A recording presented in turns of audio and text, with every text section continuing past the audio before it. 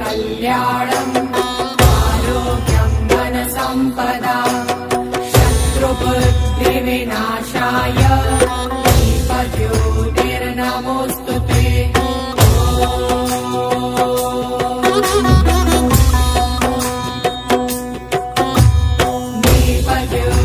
परब्रह्म दीपज्योतिर्जनार्दनः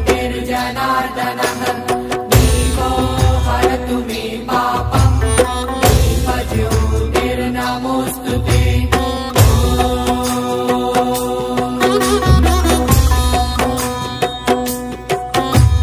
शुभम् करोति कल्याणम्